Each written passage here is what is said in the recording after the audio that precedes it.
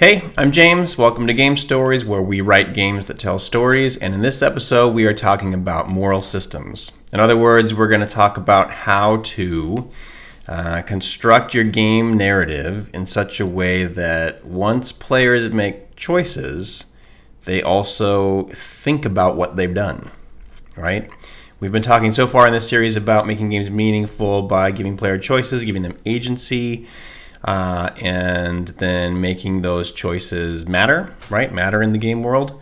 And this next step is kind of another way to make those choices a little more sophisticated, a little more impactful, by getting players to reflect on what they're doing. Okay, and in this episode, I'm going to be relying pretty heavily on a video by Mark Brown of Game Maker's Toolkit.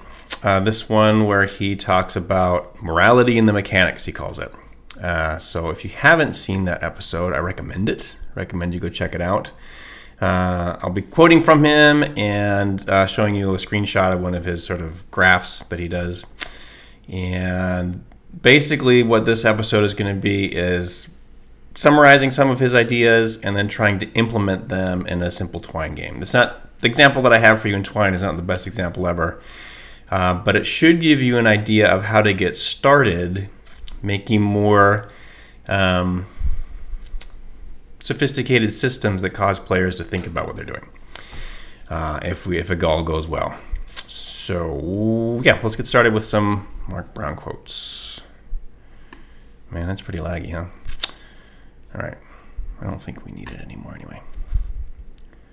Boop. Okay, so Mark Brown quotes.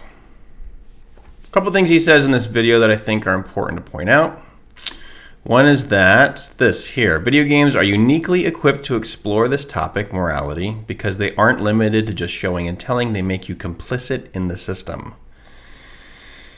What does he mean by that? He means that I wouldn't even say most other narrative media are limited to showing and telling. Books and movies, comic books, and speeches, and what else? Fill in the blank. Radio plays, whatever. They can show you a moral situation for you to look at and think about. They can tell you about a moral situation and tell you to think about it. But games of all kinds can do one better than that. They can drop you in the middle of a moral situation and then make you responsible for taking action inside it. It's not just a story about what would you do if you lived in Nazi Germany. It's let's put you in Nazi Germany and see what you do, right? And that's a different level of moral reflection that can take place when you yourself are complicit, right? You have done the thing. You are experiencing the same choices and the same pressures as the people that are represented by the game. And so you, in some ways, if the game is doing its work well, or at least you feel like you have an insider's view of the situation, right? Because you've kind of firsthand experienced some of the choices and some of the problems and seen and felt what the people would have seen and felt as they went through things, whatever the situation is. So that's interesting, and that's a powerful thing that games can do. And not just video games, any kind of games.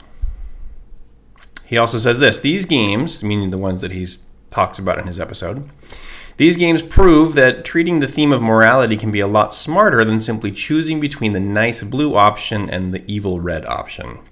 So here he's kind of taking issue with some of the structures we covered in the last video when we talked about dynamic character variables. In that video, we talked about how you could have one variable called good-evil, and you could have all player decisions sort of give you points in one direction or another, making you more good or making you more evil. He says that that's kind of a limited view and sort of reductionist about, morally complex issues. Did I do a good thing or a bad thing, right? I think he's right. I think that we can get more complex than that. I still would defend, if you watch his video, he kind of argues pretty strongly against that, but I think there's still value to those systems, and they can be done really well, especially if you're thinking carefully about the way that you're structuring the moral universe that players inhabit, right? You can still use a good evil or a smart stupid scale or whatever, and put it to good effect, right? So don't totally dismiss that, but also think maybe we can do more than that. Maybe we can do something more complicated. How do you do something more complicated, though? How do you get beyond the good blue option and the evil red option? Well, he says that all the games that he talks about explore and comment on morality through their core mechanics. Core mechanics. Meaning it's not just something on the side. It's not just part of the narrative or the narrative dressing or the theme of the game. It's right down in the way that the game works, that morality is brought up and players are asked to really think hard about what they're doing, right? So let's look at some of his examples. He gives this handy chart to sort of summarize his findings here. Can we find that? Yeah. So 3 of the games that he covers are Papers, Please, Undertale, and This War of Mine. Can I make this smaller? Yeah, that's a little better. And he says that they each have reasons for the player to be bad and reasons for the player to be good. And let's look at a couple of these games. Let's look at Papers, Please, and This War of Mine. In Papers, Please, you are dropped into the situation of being a passport clerk at the border of a fictional Eastern European country. And you're kind of in some sort of weird Soviet or post-Soviet state, and the rules of the bureaucracy for getting in and out of this country become more and more complex as time goes on, and less sensical. And there's all kinds of pressures on you to perform your job in different ways, whether it be from the people trying to get through the border that want you to kind of let them off easy sometimes or ignore certain rules, or they're afraid you're going to break up their family, and you might have to if somebody's passport is irregular. There's pressure from other parts of the government to be kind of corrupt, and maybe imprison people that don't need to be. And of course, there's the ongoing pressure of you're only getting paid for doing your job according to the rules, and you can lose money for messing up or breaking the rules anyway.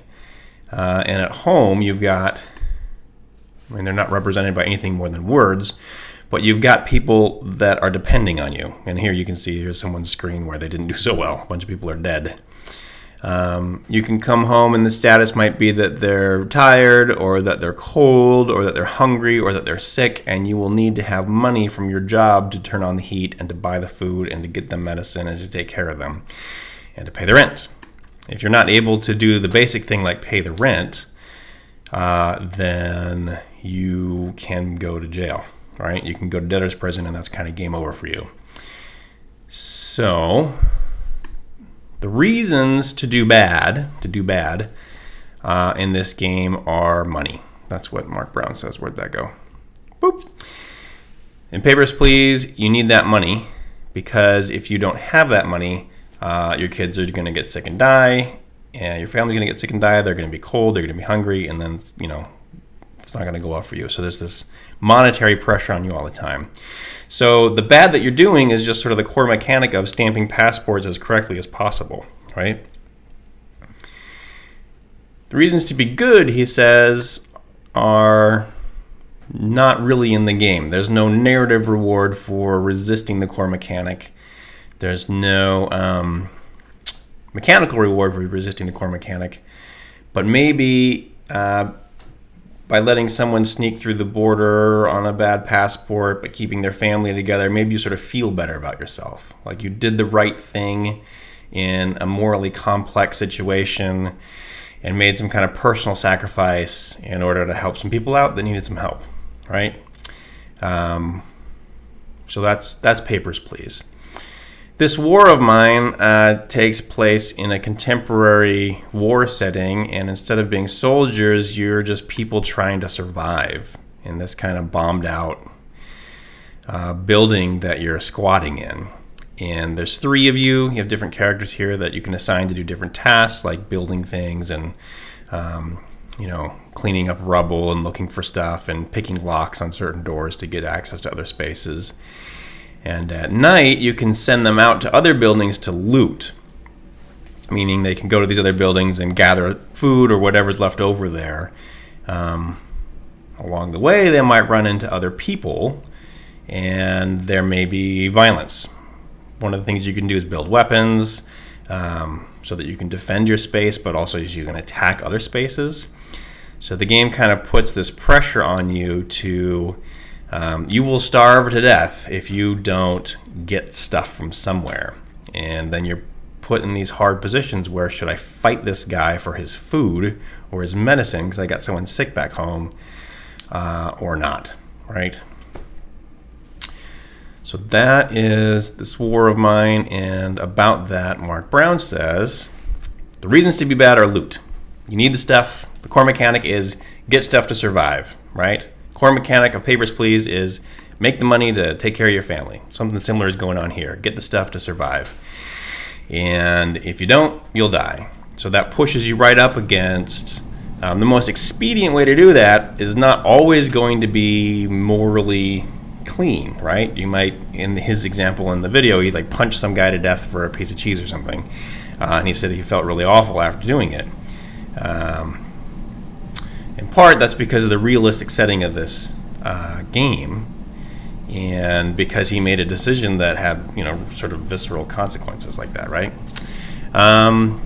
This War of Mine also gives a mechanical reason to resist the core mechanic, right? The core mechanic is go get loot, beat people up if you have to. Take care of whatever's in your way and get the stuff so you can survive and keep surviving. That's the core mechanic of the game.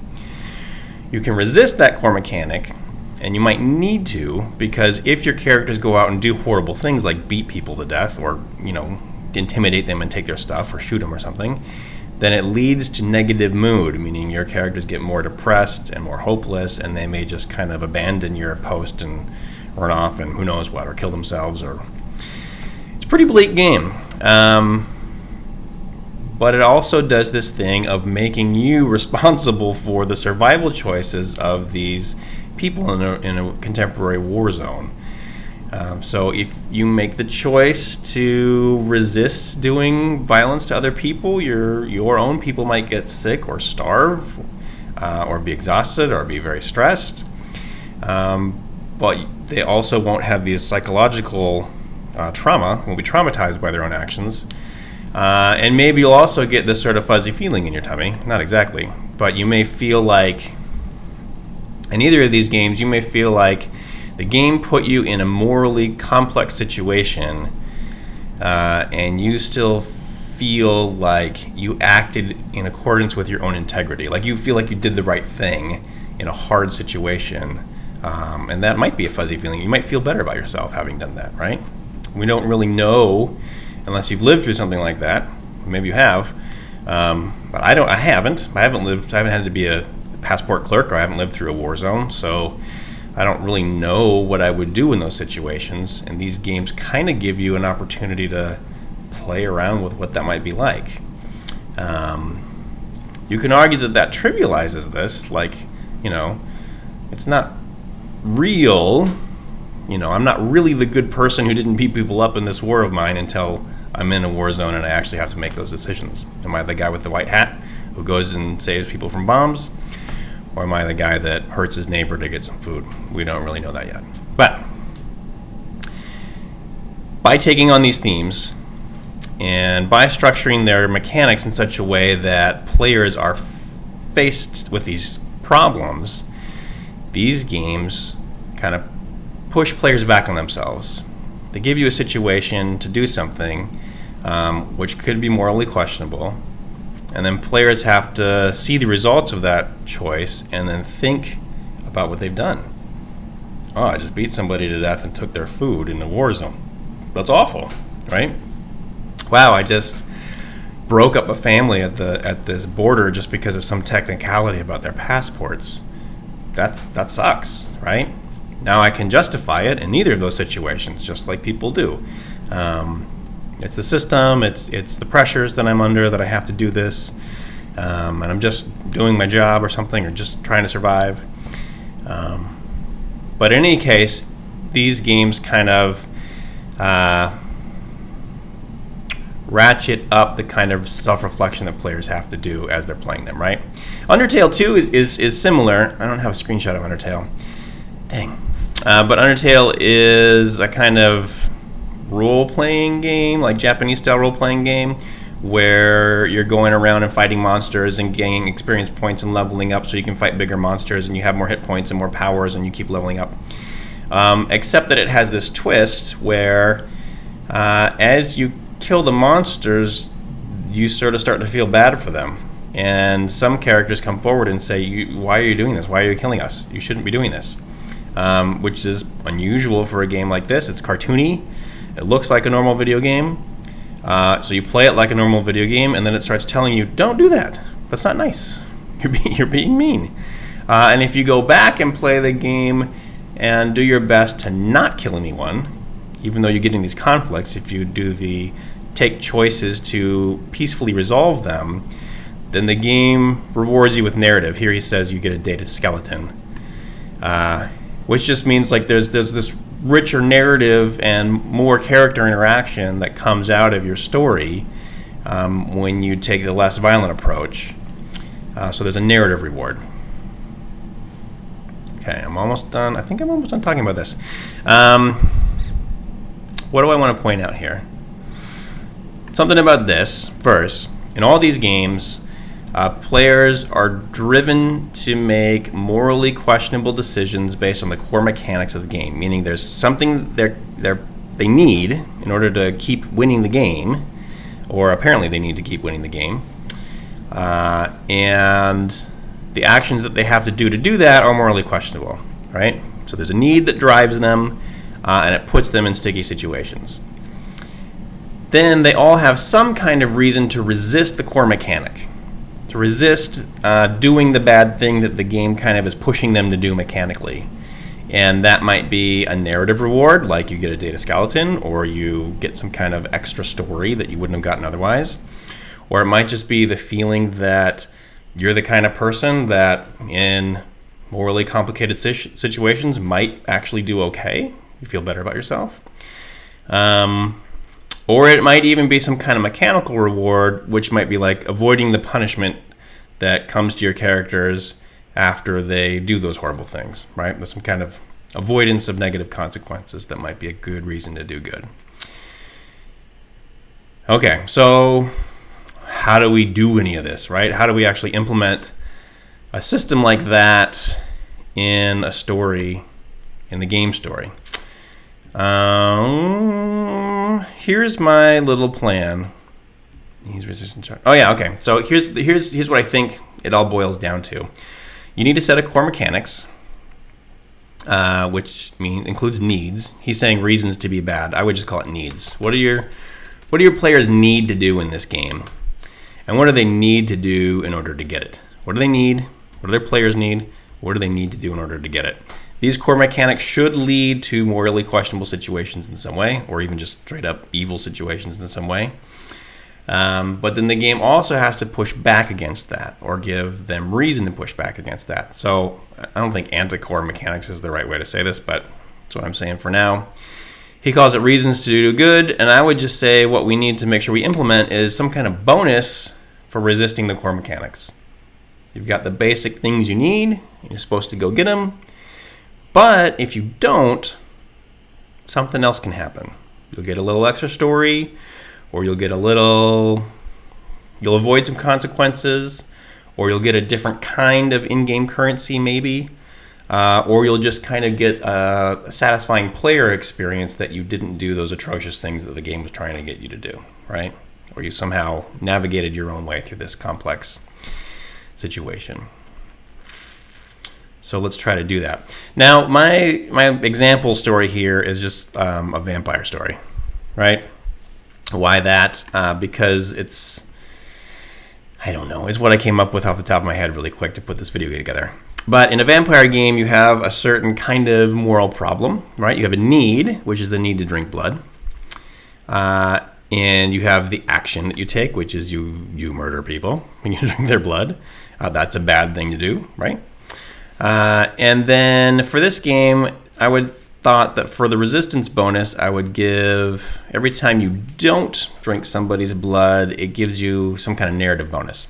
You'll gain some kind of memory content for the player character, and you will get access to some kind of alternate ending that you couldn't get if you were just straight going vampire, right?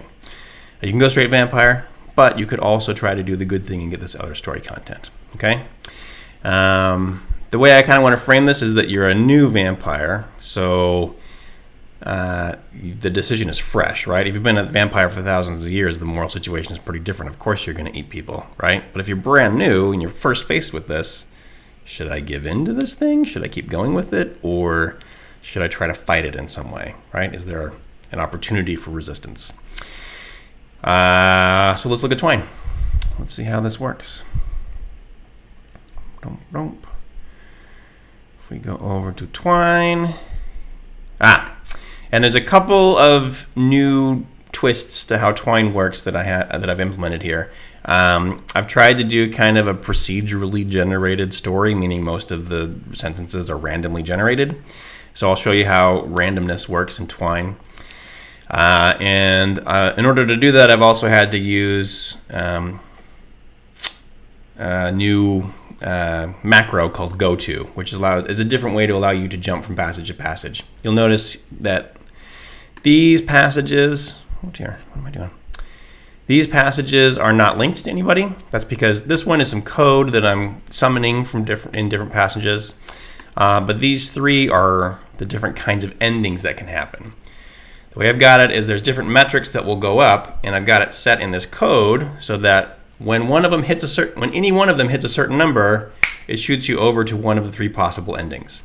And that needs to be able to happen at any time, any place. So I need a different way to get to these passages, right? Let me show you how the technicalities work, and then I'll show you how I've implemented them here. So here's a little passage called New Things. Here we are at New Things, and there's a random word here. It says popsicle, and if I click this button, it says new random word, baseball, Abraham Lincoln, kazoo, pig again, I think, cow, kazoo again, baseball, cow again. You can see I didn't put too many words in this, pizza. And so it's just sort of randomly picking, and sometimes it picks the same one twice in a row. But randomness is happening. So let's see how that works. It's pretty easy. This is the sort of opening text. Here we are at New Things. Then I've got in bold, random word, and then the variable rando. So it's going to print out the variable rando, whatever that is.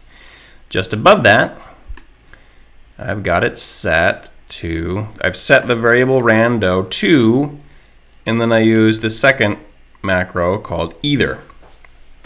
And either means pick one of the following things at random.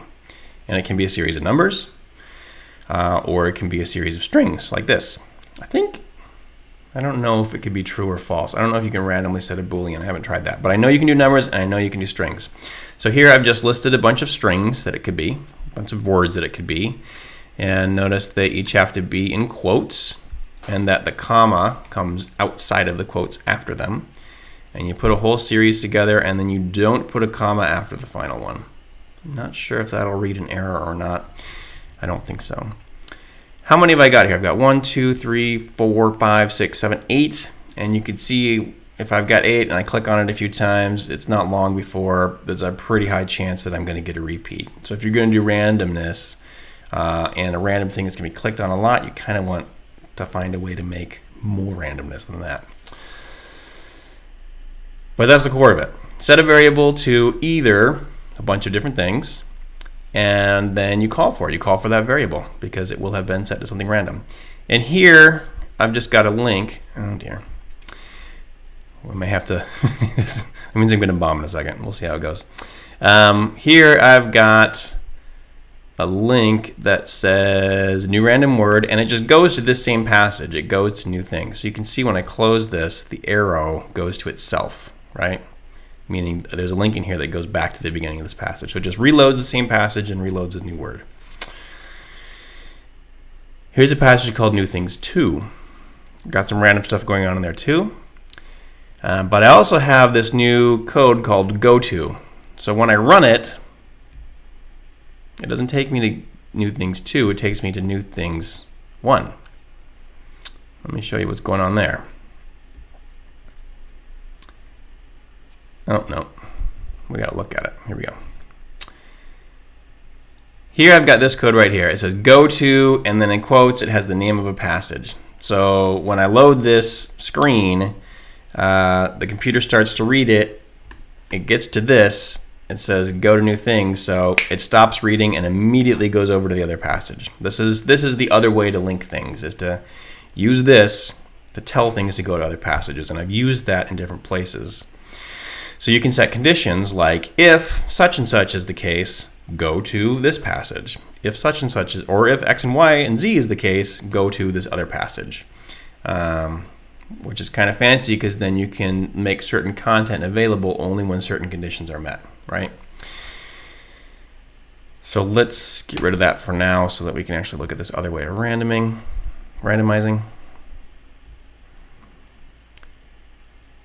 And you can see I've got random word, grape ball, pizza bucket, ice ball, school bucket, fire calendar, fireball, schoolhouse. Now you'll notice that a lot of these elements are repeating themselves, but the whole is new each time, right? Or so far it's been new each time. Dragon Ball, yay. And that's because I've got 2 separate either statements going at the same time. Let's take a look.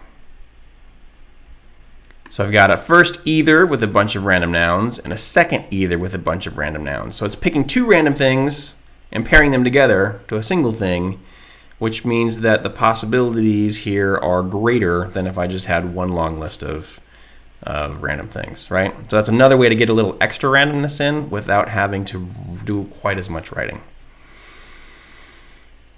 Is that all I need to tell you? I think so. So randomness, the either macro, and go to macro will take you to different passages, okay? So let's see how I've implemented this vampire story. So let me just look at the structure here before I read you through this story. There's an introductory passage at the top, and it just sort of gives some narrative about what's happening here. You're a new vampire. What are you going to do? And then, actually it's told in the third person. So she's a new vampire. What do you want her to do? And then in the middle here, it has the main passage that's going to reload a random encounter each time we go to it. So it's just like, and I'll show you it later, but it's sort of a random set of things that will give our vampire character someone to eat or not eat, right? And it'll have some display of some player feedback based on how they're doing on the different metrics that we're working into the thing, and then a choice of, are you going to eat this person or not? Then there's actually 3 choices. One is drink, and drink means you completely eat this person and drink all their blood and leave them for dead. That's the thing that the story wants you to do. That's the thing that the evil old one that's made you a vampire wants you to do. And when you do it, you gain 1 approval with the old one, the evil force that has turned you into a vampire. And then when you're done, you go back to this passage and it reloads something random and you have the same choice again. And this passage is, well, no, let's go to the anti-mechanic one, right? So, let me explain the core mechanic pathway, and then I'll explain these other pathways of resistance. So core mechanic pathway is you drink the blood, you're a vampire, so you eat people, and you drink their blood, and the old evil beast gets happier and happier with you. And when you get to, I think, 5 old one approval, then it jumps over to this ending, which is become an old one. You transcend your physical form and become a restless spirit of desire hovering over the abyss. Not really a happy ending, but it's sort of the vampire way in the story world.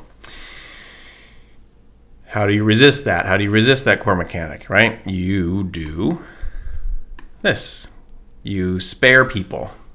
You say, instead of eating you, I'm just going to let you go. And when you do that, there's a punishment for you, which is your thirst meter goes up 1.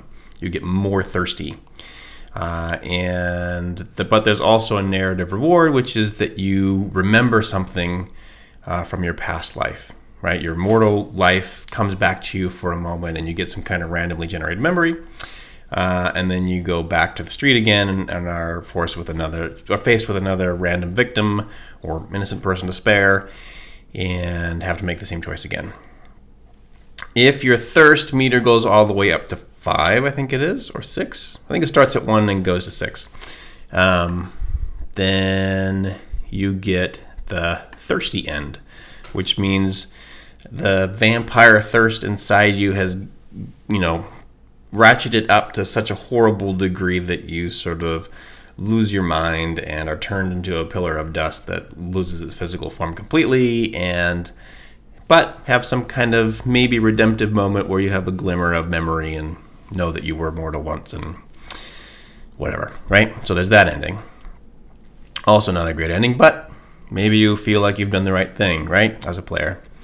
There's sort of there's a middle choice here, which is kind of the vampire way, but also kind of a resisting way that I built into this, which is you can turn people. You can drink some of their blood and recruit them as vampire followers, right? Which means that your thirst meter is not going to go up, but also your old one approval is not going to go up. Instead, your follower meter is going to go up. You'll get one soul that's in your power, right? And if you do it again, you'll get another one in your power.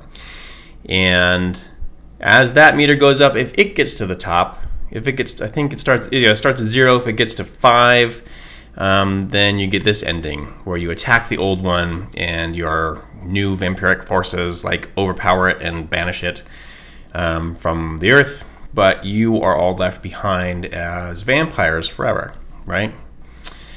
So no super great story outcome. I mean, in terms of living happily ever after, because that wouldn't be a vampire story, would it? So we've got these different endings. We've got a core way of the traditional be a vampire way of go eat people and drink their blood and become more and more evil. And then we've got a couple different ways to resist that are rewarded with different story endings, so a narrative reward, and different, but kind of there's mechanics built into that to get you there, right? So let's see how it plays.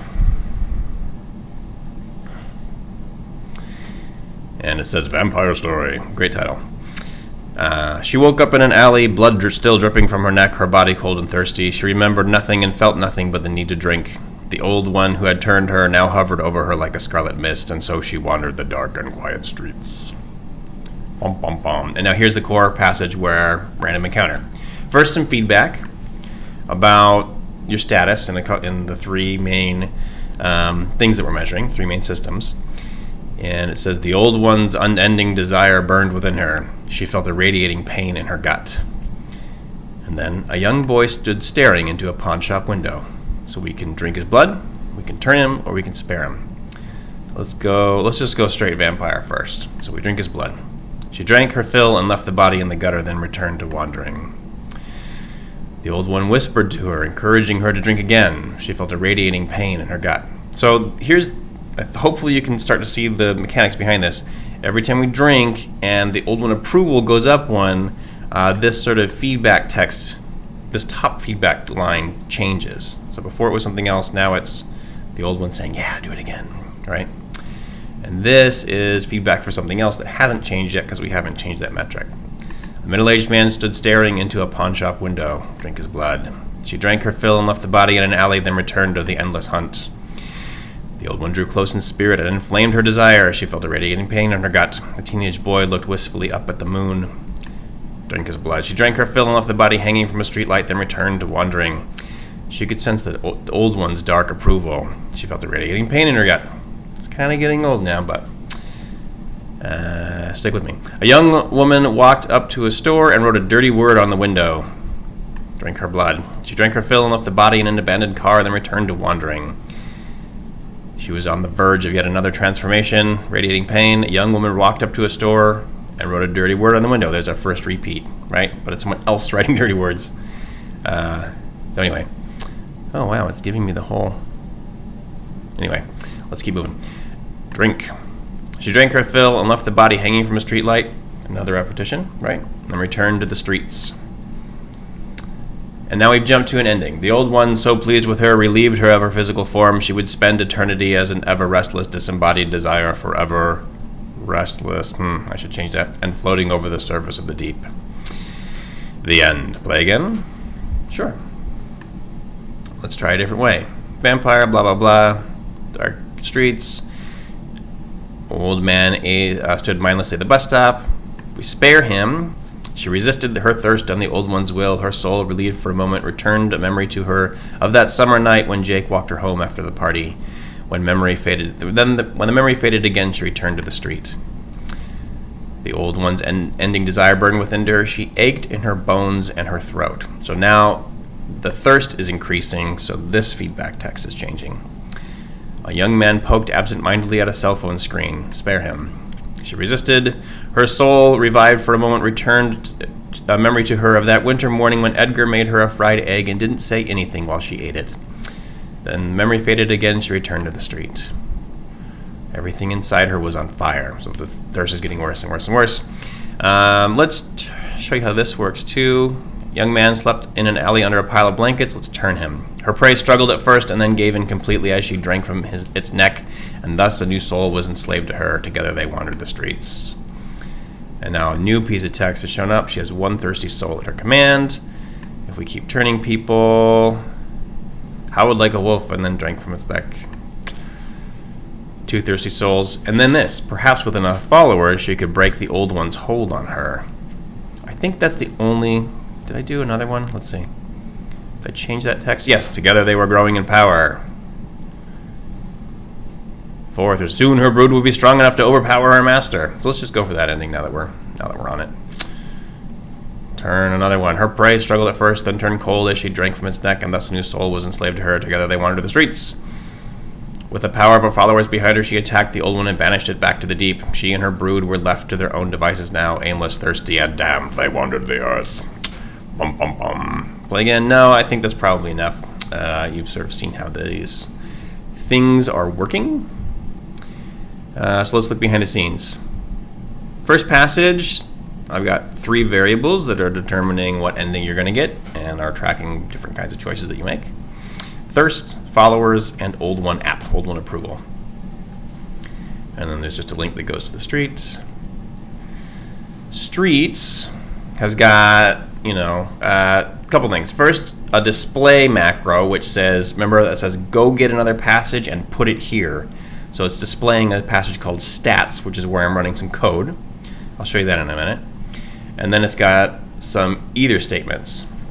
Either a young boy, young girl, teenage boy, teenage girl, young man, young woman, man, some kind of person. Either stood on the corner, sat on the curb, looking lost, poked absentmindedly at a cell phone screen, stood mindlessly at the bus stop, slept in an alley under a pile of blankets. So its person was doing a thing and randomly combine those. And I've tried to put enough content on here that you wouldn't see too many of the same things in a row. I think this game maxes out at like 12, 13 choices, I think, is the most possible you could do. So you would see this screen at most 13 times. And I wanted that to be mostly unique.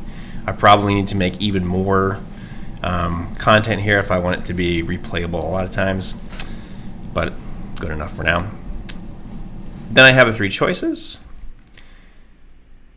And a lot of them have random content in them. Each of them are doing something like this. Set old one approval to it +1.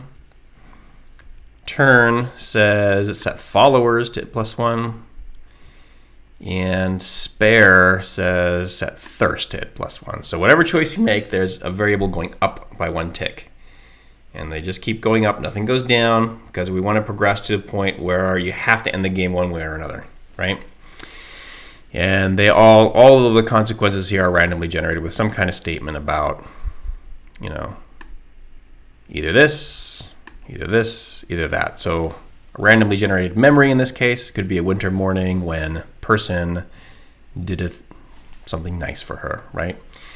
Made her a fried egg or explored a abandoned farmhouse with her or brought her some groceries or something.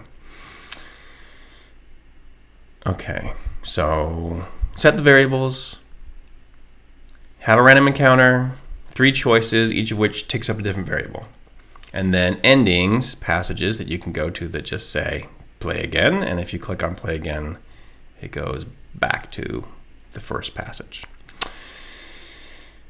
So here's where the code is happening. This is stats. This is the thing that I'm calling here at the top of the street passage. And in it, I've got 3 different things going on. I've got the thirst variable stuff, and I've got the old one approval variable stuff, and I've got the followers variable stuff, which I didn't do as much for. Oh, actually, did I? Oh yeah, I did some more stuff for followers down here. I got a little sloppy with that last part. So how does this work? Well, thirst starts at 1, and it just says, if thirst is 1, set thirst text to this. I think I did something like this in a previous video where I was taking, yeah, I did this in the last video, I think. I took a numeric variable and sort of translated it into feedback text, right? So, and this is the same thing. If thirst is a number, change thirst text to some kind of flavor text that will give us the idea that the thing is getting worse. Thirst is getting worse as the number goes up. And if you get to 6, go to thirsty end. So if you go back to the street and your thirst is 6, the first thing that will happen is it 6? Yep. Then it will take you out of the street and put you right over into thirsty end, right? That's how we're getting to that ending passage. Same thing is happening for old one approval. If it hits 6, you go to the old one ending.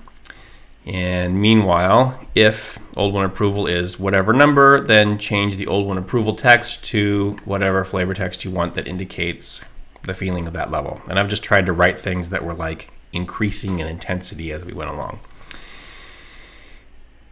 Followers, all I've got here is if you get to 5 of them, go to the old one attack passage where you beat the old one and stay vampires on the earth forever. And then here I've got the feed out, right? The display, which is old one approval text, line break, thirst text, line break. And then unless followers is 0, if we do have 0 followers, I didn't want it to say anything. So unless followers is 0, she had followers, thirsty souls, at her command. And then we've got some if statements for if the number of followers as it grows. So another line that says maybe with enough followers she could break the old one's hold on her, or together they were growing in power, or soon her brood would be strong enough, right? So you're giving them feedback about what's the value of having followers. Oh, it's this kind of resistance where I can fight the bad guy, right? Okay, so that's how this is working. I don't actually have to show you any program because I've done it all, right? So it's just randomly generated passages, choices where stats are ticking up, a little bit of code that says give people feedback about where their stats are at, give them some hints about what the value of these different stats are, what they might anticipate happening if they keep pumping them up. And then if any of them hits a certain point, jump over to ending passage, right? And then the ending can link back to the beginning and you can play again. So, I mean, it didn't take that many passages to do this, with the 9 passages to generate a mediocre vampire story. So, lessons from this. What are we trying to show with this? This is the, sort of a baseline example of how you can do the kinds of things Mark Brown was talking about. Now, the kinds of moral reflection that come out of this story are not at all on par with the kinds of moral reflection that might come out of, playing Papers, Please, or This War of Mine, for sure. Like, those are much heavier in the kinds of reflection they're asking their players to do, largely because of their theme, right? If I put you in the middle of a real war zone or a real historical situation, or even a fictionalized version of a morally complicated situation, like in Papers, Please, then the kinds of thinking you're going to be doing is more, it's going to hit home in a different way, right? If I put you in, fantasy vampire land and say, hey, play a vampire for a while, you're probably not going to reflect as strongly on your behavior as you would here, or you're not going to think that it has the same kind of impact. So theme matters a lot. Theme matters a lot when it comes to this kind of design.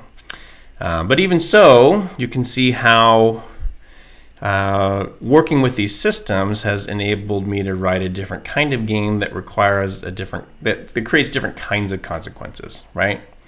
You're a new vampire. You have to think about, am I going to go the vampire route and kill people and eat people and become evil?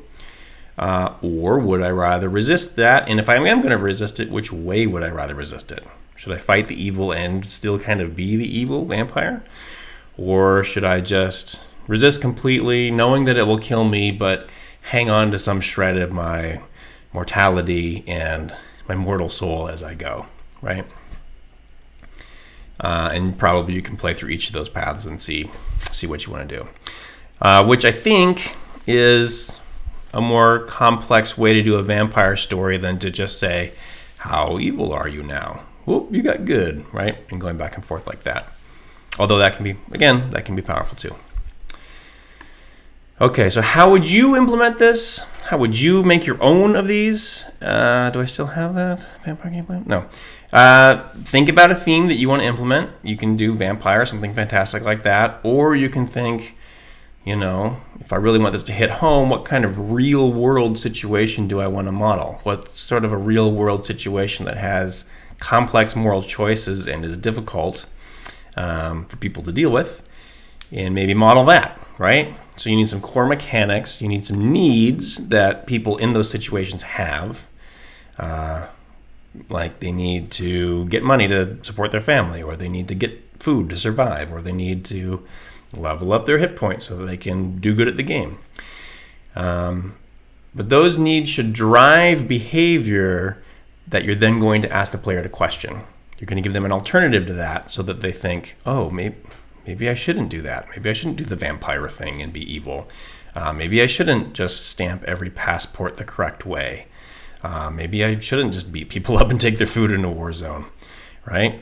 So a need, then with actions based on that, and then some kind of bonus for resisting that decision, some kind of reason to not do that thing. So if the evil thing that they're doing or the core mechanic is to get money, then that getting money should make them do things that are immoral or straight evil or at least questionable, like dodgy in some way. And then there has to be a way for them to not do that, to not get the money. And that might mean going broke or being poor or suffering in some way, or their family suffering. But they either get to feel good about themselves as players for doing it, which is hard to pull off, or they get extra story content, which is like more different relationships with other characters that makes them feel good, or some kind of mechanical payoff, which is like a currency or avoiding certain consequences.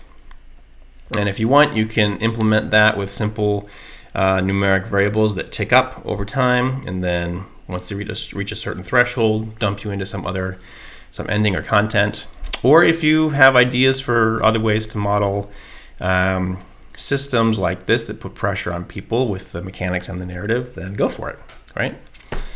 Sky's the limit. So again, the assignment is to play with this stuff, try to think about a way to model a system in which players have to make complex moral decisions, that there's some sort of pressure for them to do the wrong thing, and some kind of reason that's differently weighted for them to do the other thing, the good thing, to resist the core mechanic. All right, that's it. I've repeated myself enough now. I'm going to stop talking. Thanks for tuning in. Looking forward to see what you make. And I'll see you next time. Thanks.